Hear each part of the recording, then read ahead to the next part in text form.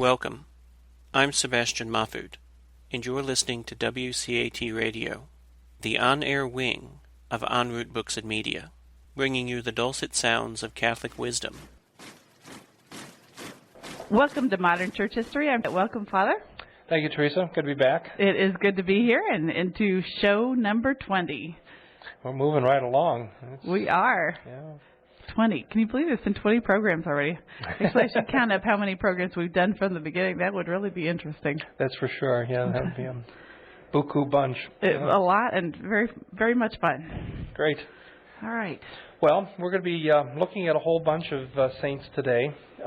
This is one of those great eras of saints. In fact, as I was reading a recent article from the New Cambridge History of Europe, which is not particularly a Catholic or pro-Catholic publication.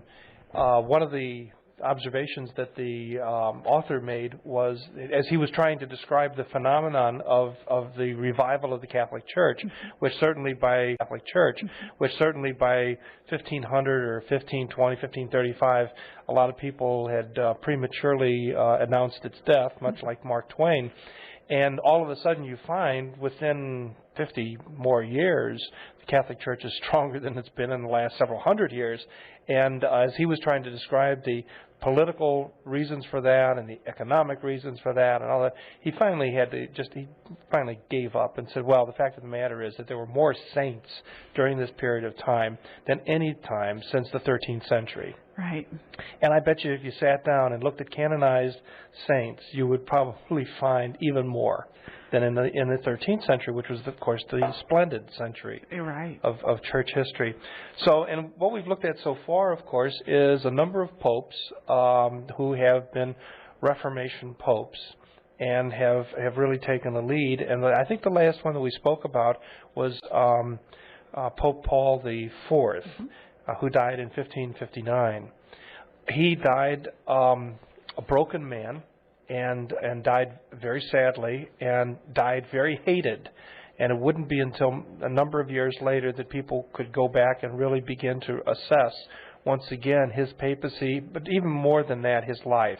And if we've seen time after time, his papacy was really torpedoed by his three nephews, including Cardinal Carlos, the Secretary of State. And it's only in the last weeks of his life that he came to realize how these guys had been stabbing him in the back without him knowing it, and then repudiated them, and as I say, spent the last several weeks of his life in penance for having followed their advice. There's a story that goes that two Roman wags were talking to each other, and one of them says to the other one, he says, "Oh, there's strong medicine, there's strong wine in that carafe."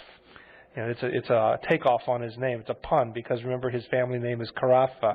Okay, and the response back is, "Oh, that's not wine, that's vinegar." Ooh. You know, but it also reminds you too of the statement that St. Francis de Sales, who was not yet even born, would later on be the one that would popularize the statement, "You can catch more flies with honey than you can with vinegar." Right. And we're going to see so many of these just wonderful popes who are going to be doing, and wonderful saints who are going to be doing that very thing. So while the church needs discipline, and we've certainly had a good portion of that during the papacy of Paul IV, we'll see that the popes that follow afterwards are going to use other kinds of medicine. For instance, the next pope to be elected during the conclave of 1559 will be John Angelo de' Medici. Now, this is not the de' Medici family of Florence, which has had a long history and all, but this is the Milanese de' Medicis. They're from Milan. The conclave itself is going to last some 3 months, so it's going to be a relatively long conclave. But eventually they'll choose him. He will have 6 years to do something, and he chooses the title Pope Pius IV. So we've gone from a Paul IV to a Pius IV. Okay, and and one of the things he does is he does the very same thing that his predecessor did. He finds one of his nephews and makes him the Secretary of State.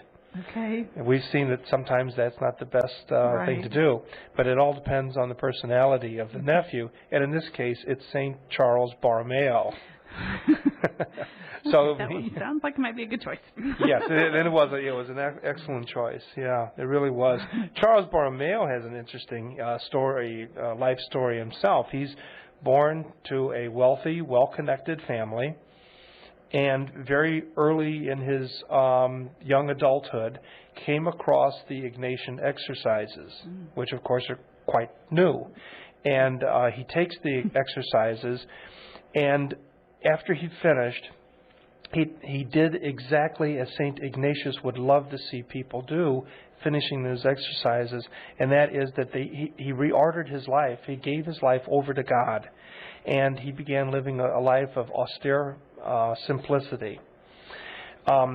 Further, then, he would continue the reforms, and his uncle, Pius IV, would continue the reforms of Pope Paul IV, but in a much less severe way than Paul had done. He also convinces his uncle, the Pope, that he should live a more austere life also. He didn't need all the trappings of the papacy around him, and ultimately it led to trimming down the number of courtiers at the papal court by 400. Okay. Go out and get a real job. Yeah. And he continued working in the Vatican, always wanting to go to Milan and institute the reforms of Trent at Milan. He was only allowed to do that when his uncle died and was replaced by Pius V, who would later on be canonized himself. In 1566, then Charles Borromeo was able to return to Milan as the Cardinal Archbishop, and at that time, using gentle persuasion and Christian example, he did much to reform the clergy and the people of his diocese. He died at the age of 46. Wow. And he died while volunteering in Milanese hospitals in helping plague victims. Wow. That's something that's beautiful. Heroic life and a heroic death. There are a number of others during the same era that it would be good for us to talk about and in some ways go back and catch some of these. I'd like to start out with like Thomas More and say some things about him, and then go through a number of other saints during this period, reminding us that during the Reformation period there were saints already. There was Reformation already underway. We have to keep this in mind because we always have to keep within perspective that abuse theory, which is the theory that the church was utterly and irreformably corrupted. Along come these sincere Bible Christians, from Luther through Zwingli, through Bucer, through Münzer, through Calvin, Knox, on and on and on, and that they returned the church to its pristine glory of the pre-Constantine era. That's the whole long and short of the abuse theory, and it simply doesn't hold water when you scratch beneath the surface and you start looking at Cardinal Jimenez de Cisneros and everything that was going on in Spain at the time, at individual bishops in everything, and unfortunately in relatively small dioceses. Dioceses like Carpentras in southern France, or Chieti in Italy with Cardinal Carafa, and others. So there is Reformation already underway, even some attempts in areas of Germany. So we always keep that in mind, and always keep in mind, too, that there are saints who are still around, and many of them living heroic lives and dying for their faith. And so I think the first one that really stands out for us is St. Thomas More, born around 1475. So he's no spring chicken by the time Martin Luther. He's a contemporary with Martin Luther. Dies in 1535, an unnatural death, execution. He is one of the great humanists of the age, a friend of Erasmus. Right. the author of the book Utopia, where he looks at the best-case scenario for human society, a society that's built on natural virtues. And, of course, as we've mentioned a number of times, this was reading from Charles V, the emperor, who wanted to see this applied and use this as the Constitution, basically, for the establishment of a city in Mexico, Puebla de Los Angeles, and for the first several years succeeded in building a city that was meant to be that utopia. What was the reason it ended up failing? It ended up failing because the other side of human nature came in. Okay. You had a lot of conquistadors who came to Mexico. You remember the three motivations are gold, glory, and gospel. Right. And in many cases, the order, like for instance, when you look at somebody like Hernando Cortez, the order of that little gestalt, in a sense, was first of all glory, then gospel, and then gold. We know that because he constantly gave up wealth in order to go out and do more glory mongering. And at the same time, all of his glory mongering always involved spreading the gospel. So here's a layman who was a soldier and an adventurer and an explorer, but always carries the cross with him. You know, and so there are a lot of men like that, a lot of women like that, who really built the New World. Unfortunately, there are others who had the gestalt built in a different way, in which it was gold, and then maybe glory, and then maybe gospel, or maybe not gospel at all.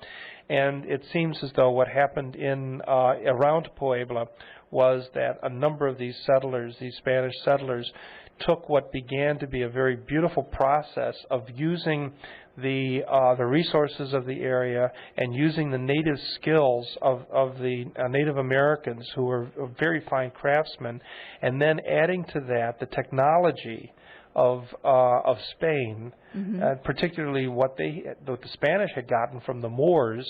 And as a result of all of that coming together, you ended up with the Talavera tile industry. You know, the ceramic tile. Beautiful tile. Oh yeah, and an incredible art that comes from that, and all that looks to be very fine until these guys come in and find a way to exploit that in what they call the encomienda process, which was this supposed relationship in which Native Americans would act as indentured servants in exchange for the knowledge of the technology. Well, that didn't.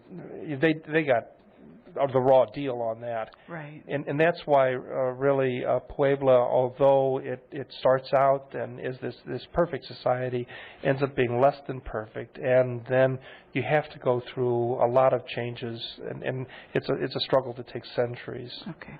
You know, that human nature is just gets into that stuff. Anyway, that was the idea, and he's the author. Thomas More is the author of this book, Utopia.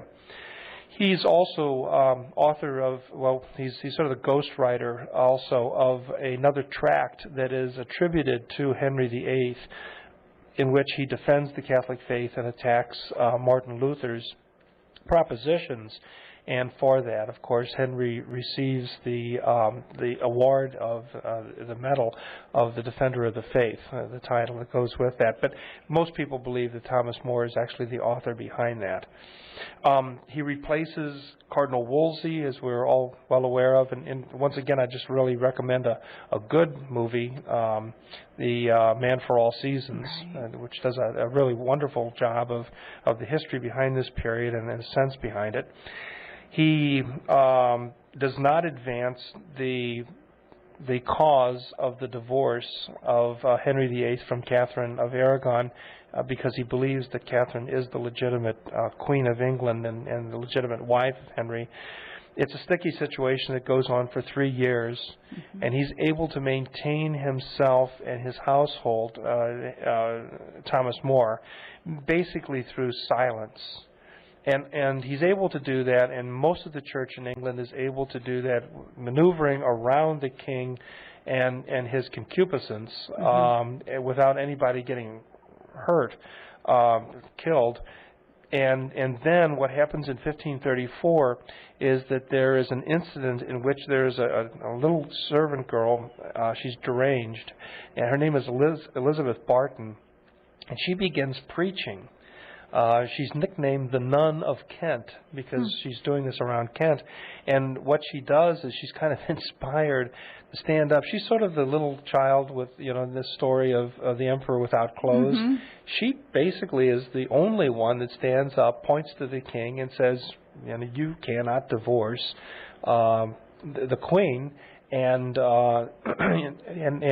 you must recognize papal supremacy in church matters. Well, the long and short of it is that she is executed for treason, and along with that, she had a number of priests who were supporters of her who thought, well, she's speaking the truth, and what's going to happen is that the whole of the nation will rise up against the king and put him in his place. Well, that didn't happen. And so anyway, all of these were executed, and then what happens is that the king then uses the Act of Succession. He has Parliament pass an Act of Succession, which is tied to the Treason Act. And there, anyone of any importance has to answer the basic question. And the basic question is, who is the rightful heir to the throne? Is it Mary, the daughter of Catherine, or is it Elizabeth, the daughter of Anne? Right. And if you answer it wrong, you get your head cut off. Well, with that, there's nothing that Thomas More could do, Bishop Fisher, a good number of others, and they were taken to the Tower of London and then, of course, ultimately executed after these mock trials. Everyone knew that the king used prejudiced evidence in presenting these things, but there it was. And by 1535, Henry VIII had blood on his hands, and then shortly after that, Anne Boleyn would also be executed, and this just starts this spiral downhill. Once again, I'm going to quote you from the New Cambridge Modern History. Okay. And as I say, this is no particular friend of the Catholic Church, but as they're looking at Henry itself, they said the following. They said, Henry's reputation as a sanguinary monster was well established. While one must admit the king's intelligence and political skill, one really cannot deny that there is much truth in this verdict of contemporaries and others. So there you go. Nowadays, we've lauded this guy in song and named restaurants after him and all this kind of stuff, and had big medieval banquets and that sort of thing. But the fact of the matter is that he was a ruthless character who was motivated mainly out of his sexual lusts, and went through 6 wives, and was notorious in his age. Now, contrast that with Thomas More, right. And his last words to his daughter Margaret are so ringing. He says this, he says, "Nothing can come but what God wills, and I am very sure that whatever that may be, however bad it may seem, it shall indeed be the best." Well, it's his death. That's what it is. But at the same time, his death, there is good that's going to come from that, because it'll give such example to all of us ever since. Yeah. Well, around the same time that Thomas More is being arrested, over in France, a very different scene is taking place. There is a young Spaniard with a limp, who is attending the University of Paris at the Sorbonne, taking classes there. And he is an incredibly attractive character. For people who have a strong sense of their own spiritual life, he is very attractive. And other young men, mainly Spaniards, gathered around him. And eventually they went, this was in 1534, on August 15th, they went to a very holy site in Paris. It's a hill over opposite from the Notre Dame, and it's called the Montmartre. Literally it means the Mountain of Martyrs. And this was a spot where early church martyrs were executed, were martyred back in Roman times, and so this is a very holy spot. Eventually, in the late 19th century, there would be a new basilica built there, the Church of the Sacre Coeur, which is there today. It's one of the remarkable sites of Paris, and anyway, this young man by the name of Don Inigo Lopez de Loyola brings these other men together, and there they made a vow, an oath, to live together in poverty, in chastity, in God's service. And then, specifically, they offered their service directly to the Pope, so that this institute would be a pontifical institute. Ignatius is 43 years old when he leads these other men into becoming companions. Where did Ignatius come from? He's from Spain. The name Ignatius, though, that's not the name you said just a minute ago, was it? Ignacio. Oh, Ignacio, yeah. You did. Okay, I'm sorry, I missed that. Yeah, I just kind of Just went along Spanishized with it. everything else. Yeah. I should have caught Ignacio, though. Over time, he would be known by the Latin name Ignatius, right? Ex-soldier. Most people know the story of how he got wounded. He was a commander at a city. The French fired some cannonballs early one morning. One of them ricocheted off the side of the wall and hit his leg, broke his leg. He was then field rested. The leg was set. He was then sent back to Loyola to recuperate with his family. Got back, and the family doctor realized that the battle setting was incorrect and had to break his leg again and then reset it. But the end result was that his leg would never be what it should be for a soldier, and so his military career was ended. While he was at home recuperating, he asked to have the family library brought up to him, and both books were brought up. But remember, books were very expensive back then.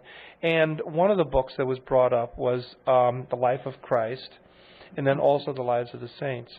And what's so important, especially about this Life of Christ, it had been written by a German mystic, and it had been translated into Spanish through the efforts of Jimenez de Cisneros, and with the intention of disseminating this book.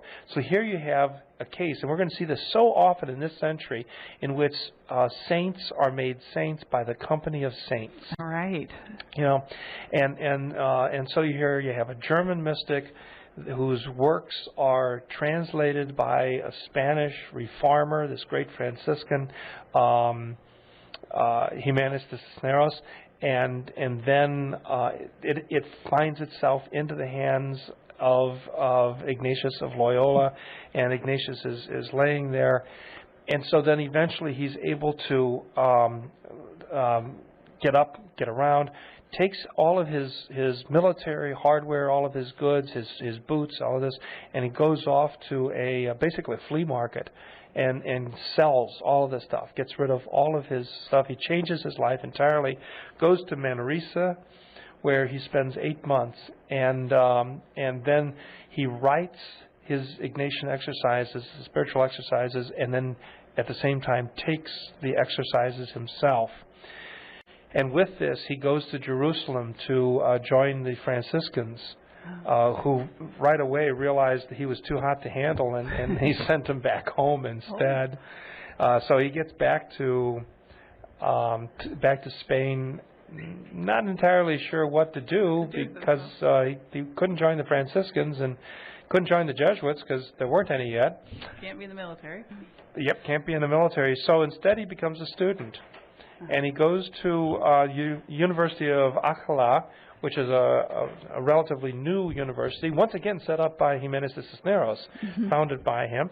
He studies there for a while, goes on then to Barcelona, to Salamanca, and then we find him going to Paris. Here's where then he establishes the Companions, which eventually will become the Society of Jesus, or the Jesuits. He eventually will add obedience to the vows, and then submits the document to Rome. In September of 1540, the Society of Jesus is then recognized. It's going to be very shortly after, within 13, 15 years, that the Society is going to play a very important role in giving Council Fathers leadership. Many of the periti at this council will be Jesuits themselves. So they have to move pretty fast in educating themselves and then preparing themselves for their work and then being called upon so early on then at the Council of Trent. And just tremendous role that they play there. You could say a lot about the Society of Jesus right from the very beginning. It is well organized. It is nothing less than a religious campaign to win back the losses. And you can see that this is happening quite rapidly, quite early on. There's a three-prong approach that the Jesuits use, and right from the very beginning. And the first is religious education. That's going to be the most important thing, is to set up schools, and very, very good schools that are going to attract young men, boys, from the most influential families in any particular area. Now, you might say that this is catering to the rich, but from the Jesuit point of view, what it's doing is it's catering to the leaders of the next generation.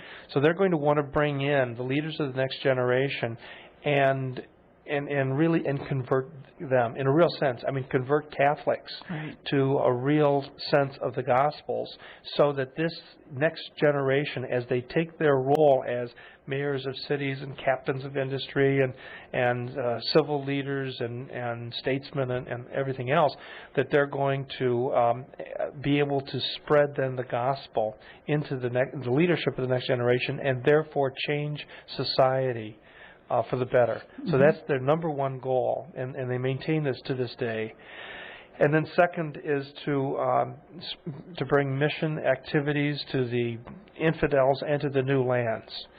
And once again, they're going to be used, the Spanish monarchs who are in charge of the evangelization of the New World are going to use the Jesuits in the most difficult of situations.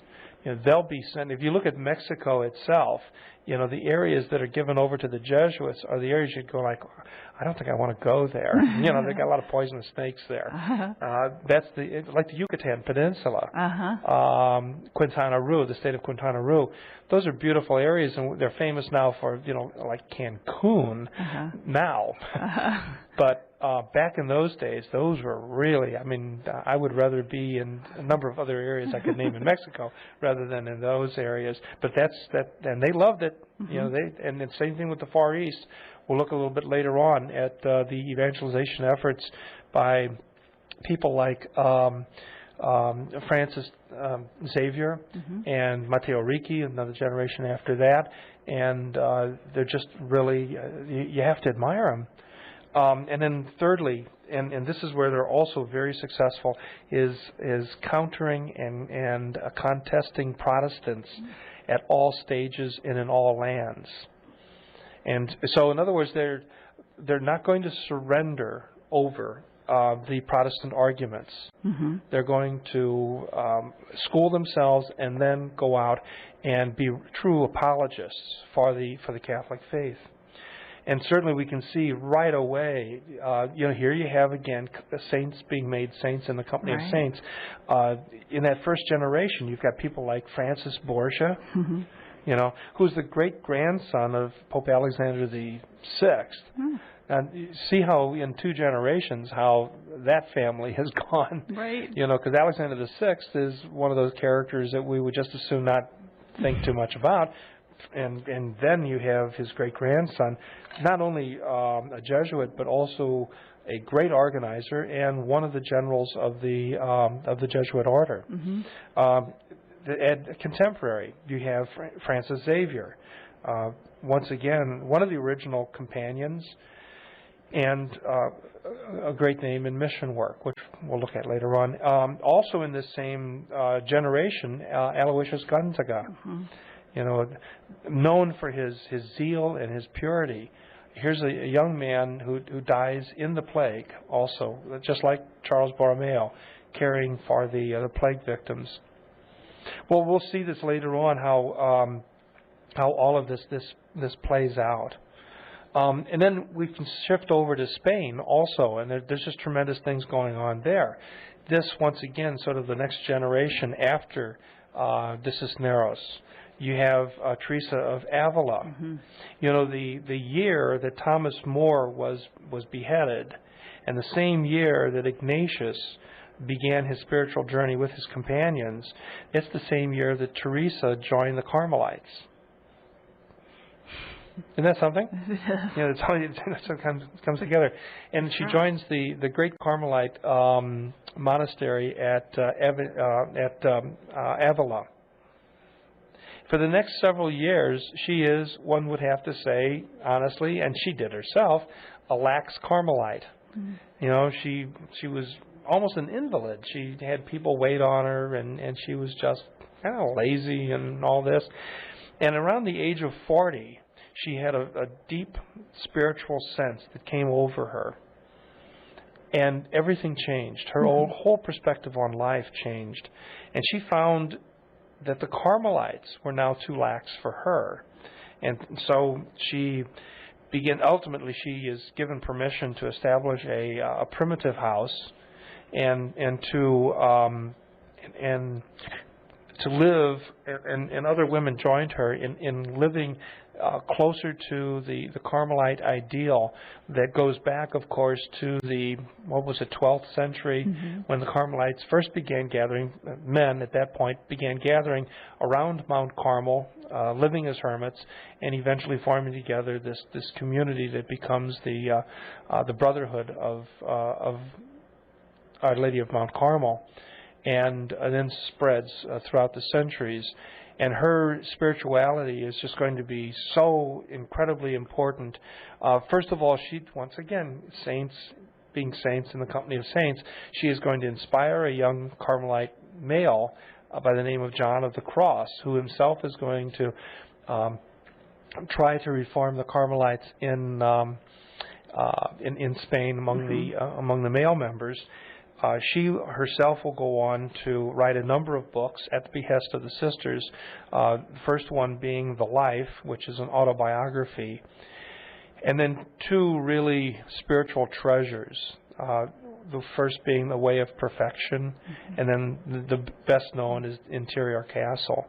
And I would recommend to anybody those books, but especially if you're just getting started, get a hold of Archbishop Albert Hughes' book, The Spiritual Masters, and he has a whole chapter that deals just with that, which helps to introduce the Interior Castle, which is a little difficult to get into. It is. You know, you feel like it's kind of storming the castle when you're trying to read that book. But Archbishop Hughes does a great job at introducing it in a reader-friendly kind of a style. I know. When I first tried reading it, I even got a tape series. I just listened to it on tape because I couldn't get through the book, and it took me a few times to get through the tapes but I could get there. Yeah. I've been carrying around. For years, I've had a copy of a poem that John of the Cross had written, and then there's a commentary that he did off of the poem itself. And I probably have tried starting that about 5 or 6 times. And it was only this past summer that I sat down during my own annual retreat and really delved into it. And it just, after you come at it from so many different times, and all of a sudden it just opens up to you, and it becomes this really beautiful thing to meditate on and kind of wash in, But some of this stuff is really kind of tough. It is. Yeah. Well, there are lots of other saints that we could be talking. We will be talking about a number of others. They're sort of like tiers of saints. We've got these incredible saints that are standing out right now, and then there's going to be another level that we're going to talk about, and then they're going to affect another level later on in history. So that when you get into, and we're talking only 1500s here, late 1400s and 1500s, when we get into the 1600s, there are going to be still a lot of just incredible saints, and then they're going to affect saints in the late 1600s. So we'll see how this goes. But there's one other that I really want to talk about before we go off and into some of those others, and another superstar you could call, and that would be Francis de Sales. Wow. And we started this program with one of his favorite quotes: "You can catch more flies with honey than you can with vinegar." See, I did not know that was from him. Yeah, and I don't know where I came across that in a book, and but I couldn't tell you exactly whether that was from a homily someplace or one of his retreats. Of course, he's famous for his retreats. One of the saints that's going to be affected by him through his retreats is, of course, Jane Frances de Chantel. Right. But we'll talk a little bit more about her and about that a little bit later. He was born later in the game. He's born around 1567. Okay. Okay, so after the Council of Trent has already been finished, a couple years. I believe Martin Luther is already dead by this time, and so he's toward the end of that. But I want to say some things about him because he's such a superstar, and then we'll go back over and look at some lesser-known saints during this period too. He's born in northern Italy in the area around Savoy, which is sort of a Franco-Italian area. He is a bright young man, takes a doctorate in civil law, and then goes back and gets another doctorate in canon law at the University of Padua. Having now become a double lawyer, he decides that he's not going to give himself over to politics after all. Instead, he turns to the church. And in 1593 is ordained and begins winning over Calvinists. At the age of 32, he became an auxiliary bishop. At the age of 35, he then became the ordinary, the bishop of Geneva, Switzerland. 35. Yeah. Now, which I guess you're talking. I just got to recall that we're talking 1500. So. Yeah, and that's young. Right. Yeah, that's young. But remember, he's got 2 PhDs. He's a real go-getter. And then also, quite honestly, being given the Diocese of Geneva is not exactly a plum. I mean, that's John Calvin's city of God. Okay, right. So he's kind of walking into and he's there for 20 years. Wow. And during that time, there are tremendous conversions. People coming back to the faith, leaving Calvinism. Remember the other day we talked about Calvinists trying to grapple with this problem of apostates from Calvinism, right? And they came up with this idea of temporary faith. That's right. And so this once saved, always saved, temporarily kind of thing, maybe. Yeah. Well, one of the reasons they had to come up with that was because of people like Francis de Sales, who was converting people back. Now, how was he doing that? He was doing it through the love of God. He was doing it through the honey. And especially in 2 of his works. And one of them is, once again, I just really recommend the Introduction to the Devout Life. And the other is the Treatise on the Love of God. And once again, I would go back to Archbishop Hughes for the introduction in his book, Spiritual Masters, because he does a wonderful job at introducing Francis de Sales and the milieu in which he lived and worked, and also his ideas and the introduction to the spiritual life. So you could start out with that.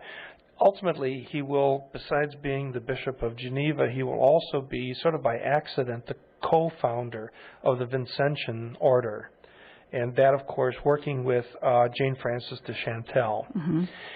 Because besides being the Bishop of Geneva, he was also giving conferences and retreats in different parts of France, mainly. And he would go to Dijon in southern France, known, of course, mainly today for its mustard. But he would go and give retreats. And one of the women who would take these retreats, along with many others, was the wife of the Baron de Chantel. She was a good Catholic woman, serious about her faith, and raising her family. She had 4 children. And in the midst of all of this, her husband was killed in a hunting accident. And so besides raising her children, she also continued working even more vigorously, working for the sick and for the poor of the area around Dijon and all. She was inspired by Francis de Sales in his sermons, and in 1610 she, along with him, founded what was known as the Visitation Confraternity. And her intention there was to set up a different kind of approach. We're going to see the same thing with an earlier foundress, with the Ursulines. Angela Morissi has a very unique idea about a new kind of religious life. And she's going to found the Ursuline sisters in this very new way. And then ultimately, after she's dead, the church will come in and try to normalize that way of life, kind of pushing it back into a cloistered position. The same thing happens with the the Visitations. The idea behind the Visitation Confraternity was to be an active religious life, teaching, especially young women, in the world and without being of it, but ultimately the bishops in that area were just too uncomfortable with this kind of approach, and so they're going to kind of move the sisters right back into the cloister again. And so in both of the cases, both with the Visitation and with the Ursulines, you're going to see the church very early on moving out into a new form of religious life, which in the next century is going to become an area of tremendous growth. So many religious orders that are going to be founded over the next several centuries based upon the model that these two orders of women are actually the prototypes of. You know, you go from hermits to monasteries and mendicants, with Franciscans, Dominicans, and now this is a move that's active, into the active religious, and we'll see so much growth taking place in that, but not right now. Right. Yeah. Well, those are the superstars. Now, if we have time, let's go ahead and take a look at the next tier of saints that are less well known, but still tremendous in themselves. Right. And what I did was I went ahead and I took a look at this era, and I broke them into two groups. Those who were alive at the time of Martin Luther's 95 Theses, and then those who were not yet born during that time, but were alive at the time of the Battle of Lepanto. Okay. A little fun way of playing with dates. Both of them are in the 1500s, but the one is 1517, 17, and the other is 1571, 71. So it's an easy way of remembering the two, and sort of just cluster the two sets of saints around those events. If you take 1517, so this is we were talking about waves of saints. Okay, this is like the first wave of saints coming through. In 1517, you had Angela Morissi, already 43 years old, and very much underway. You also had Saint Cajetan down in Italy, in Chieti, and we'll see how he interacts with a number of other saints. Jerome Emiliani, 36 years old. Michael Ghislieri, we don't know very much, but he eventually becomes Pope, and he becomes Saint Pius V. Oh, okay. Okay, and then Philip Neri, who is 2 years old at this moment. So those are the saints that are not as well known as these superstars, but nonetheless have tremendous influence within their own sphere. Let's take Angela Morissi first of all. As a young girl, she was orphaned. She joins the Third Order Franciscans. As we've already talked a little bit earlier about the tremendous number of Third Order Franciscans throughout history, I mentioned that around 1900 there were 1 million members. Well, she's one, and in 1535, now she's 61 years old, she founds the Ursulines, named after Saint Ursula, which would be the patron saint. The idea was that these women would live in the world and that they would be of service to their neighbors. They vowed celibacy, but they would live in their own homes. Oh, Okay, so think about this. Think about a town someplace or a city in which there would be 4, 5, 6 women, each of them living in their own homes. You know, they might be caring for their elderly parents, or they might just be unmarried, and they've made a vow of celibacy to live a celibate life, and so they spend their entire time. Much as those early Christian widows that St. Paul talks about, spending their time in service to the church. And so that's what they would do. In a sense, they're the forerunners of a secular institute. But there's nothing in canon law that defines that in the 1500s. Well, she died in 1540. And at the time of her death, there were 24 branches of Ursulines already operating in the world. Wow. 25 years later, finally, the authorities in the church just do not understand how these women could live good celibate lives, be holy women, do the apostolic work of the Ursulines without the support of community life. And so they said, look, you can't survive like this. You've got to live in cloister. You have to wear a habit. I mean, we've done it we've been doing this for 1,500 years. We know what we're doing. And so the Ursulines then were normalized in a sense. They were brought into cloisters. They prayed the office together. They wore a habit. And so here you have the first great experiment into what would be a secular institute, or even into the earliest experiments of active religious, and it's sort of pulled back into the tried and true method of monasticism. Okay. Yeah. At the same time this is going on, in the little city of Chieti, which is over on the Adriatic Sea, you have a dynamic young man by the name of Cajetan. Now, there are 2 Cajetans who are contemporaries. One is Cardinal Cajetan. He's the one who is the legate sent by Pope Leo X to try to bring Martin Luther back into an obedience with Rome, and fails to do that. This is a different Cajetan. Okay. This Cajetan was ordained in 1517. Same year as Martin Luther's 95 Theses, and he had the opportunity to attend or to be around the 5th Lateran Council. This was the great council of reform that didn't take off. Remember that they called for all these reform measures in like May, June of 1517. All the bishops went back to their dioceses. A half dozen of them actually implemented the changes. Most of them waited around to see what would happen. And on October 31st, Martin Luther nailed his 95 Theses, and well, we know what happened. Anyway, Cajetan then goes back to Chieti. He gets back there around the same time that Bishop Carafa has been sent from Spain, where he had been a chaplain at the royal court. And this is John Pedro Carafa, and he goes to Chieti then as bishop, and he and St. Cajetan will co-found together the Oratory of Divine Love. Okay. This is an organization of laymen as well as priests who get together on a regular basis, who pray, who monitor their religious life.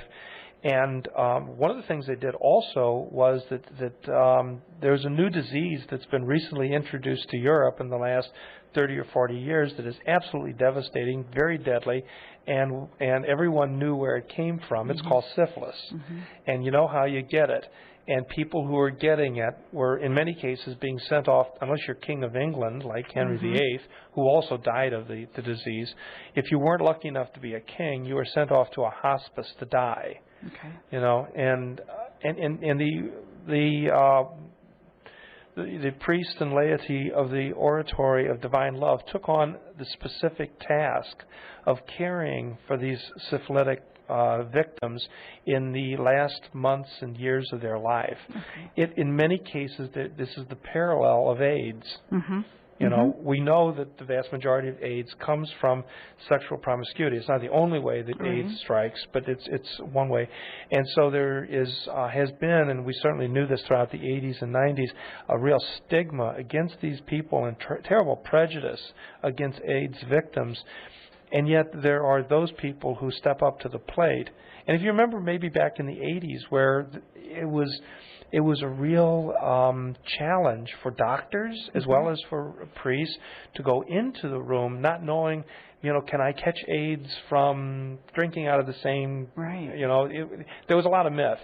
Well, the same thing was true about syphilis. And you know, we all knew the way to get it, but we didn't know how it would spread. And these very brave people from the very beginning put aside their own personal safety and their own personal prejudice and their own fears and took care of these people.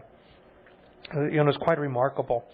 In 1523, Saint Cajetan will help the priests organize into a specific organization known as the Clerks Regular, or using the Latin term of the of the city of Chieti. They become known as the Theatines. Oh, okay. So this is where that order came from. And I think I'd mentioned before the Theatines. And while there were never many of them, they were nicknamed the Seminary of Bishops because so many of them became bishops. They were very influential in combating Lutheran ideas both in Venice and in Naples. And especially when you think about Naples, because eventually Bishop Carafa then is sent to Naples to become the Cardinal Archbishop of Naples. One of those touched, once again, saints in the company of saints, one of those touched by all of this was Jerome Emiliani, another saint from a family in Venice, a noble family, had intended to have a military career. Eventually, he was captured in battle and imprisoned by the imperial troops. He had been fighting against the emperor. And while in battle, while in prison, he had a personal conversion and decided to give his life to Christ rather than to Mars.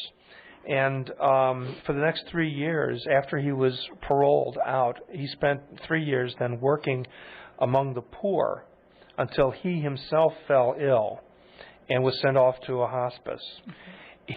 He recovered, but at the same time, the experience of being in this hospital just told him that there was just terrible care for the sick. And so after he recovered, he went back to his house, which was really a mansion, and he converted his whole mansion into an orphanage so that the children of his area who are orphans would not have to suffer this terrible degradation of these institutions. He founds a small order of priests, and ultimately he himself dies of the plague in 1540. Another one who was touched by the example of Saint Cajetan and Cardinal Carafa is Michael Ghislieri from Bologna. He's one who at the tender age of 14 joins the Dominicans. This is 1 year after Martin Luther's 95 Theses. So it's in 1518 he joins the Dominicans. 10 years later he will be ordained. And then as a Dominican priest, he's then sent off to be a professor at a university, which he does for a while until he is elected provincial. Eventually, because of such a great mind that he has, he is made the commissioner of the Roman Inquisition and made a bishop, and then made a cardinal by Pope Paul IV, Carafa. Okay. He ultimately will be the successor of the successor of the Pope who makes him a cardinal. In 1566, he himself becomes Pope. The Council of Trent has just been concluded, and he implements the reforms of Trent in many ways. First of all, the breviary that we had, that we have today, is a variation off of the breviary that he reestablishes, so that that there is much greater instruction through the office of readings for the priests and the religious that are using this prayer. The Missal, the Tridentine Rite that we have in the Church is a result of this. He repopularizes St. Thomas Aquinas. A scholasticism, which a lot of people said was dead in the water and would never rise again, is repopularized. Interestingly enough, every several generations, St. Thomas is rediscovered, and so much of the wealth of his wisdom is added. It's actually in Pius V's reign that Thomas Aquinas is then designated as a doctor of the Church. Oh, okay. St. Pius V does that. He's also responsible for the Catechism. And the reason why the Catechism is so important is that he believes that the strength of the Church is going to come through the teaching by the parish priests in their parishes to instruct the children and instruct adults who are preparing for their own baptism. So this becomes so important. He will be so successful in the Church and so unsuccessful in diplomacy. He is going to run afoul of the Holy Roman Emperor Maximilian II, who quite honestly has begun to compromise with we'll be looking later on at the compromise that they make in Germany, recognizing Lutheranism and recognizing a permanent split in Christendom. Maximilian is going to recognize that. Pope Pius V is going to hang on to hope that somehow Christianity could be reconciled and that a permanent split would not take place. So he runs himself afoul of the emperor on that, who is making political compromises. He runs afoul of Elizabeth I of England because he supports the claim of Mary of Scots as the legitimate monarch. Obviously, Mary is beheaded by Elizabeth in this incredible act of regicide, killing of a monarch. And in 1570, Elizabeth will be formally excommunicated from the Church by the Pope, but there's no way for the people of England to know about this. However, 2 Jesuits smuggled themselves into England with the bull of excommunication and nail it on a public building in London. They're captured, tortured, and ultimately executed themselves. The other thing that Pius is so known for is he's the one, as much as he was unsuccessful at those 2 diplomatic efforts, he's the one who is successful in pulling together an alliance of Venetians, Spanish, and papal navies that then go to the east and successfully contest at the Battle of Lepanto against the Ottoman Turkish Navy. It gives breathing room, and so as a result of that, we have the Feast of Our Lady of the Rosary, the naming of Mary as the Queen of Victories, as the help of Christians. And this is going to be the last great thing that he will do, and he'll die 1 year later in 1572. All right. There's only one other saint involved in this that we would want to talk about. Maybe we'll put this off until next time and start out with St. Philip Neri. Oh, yeah. And he's also sort of a transitional saint. He and Camillus the Lellis, and then with that, then we'll start looking at this second wave that takes place after that. That sounds great. All right. Thank you very much, Father. Will you close the prayer for us today? Okay. On this particular day, we remember Our Lady under the title of Mount Carmel. And so we ask God to shower His blessings upon the Carmelites all throughout the world. We thank God for the many gifts of Carmelites throughout the many centuries. And we just pray the prayer of Mary. Hail Mary, full of grace, the Lord is with thee. Blessed art thou among women. Blessed is the fruit of thy womb, Jesus.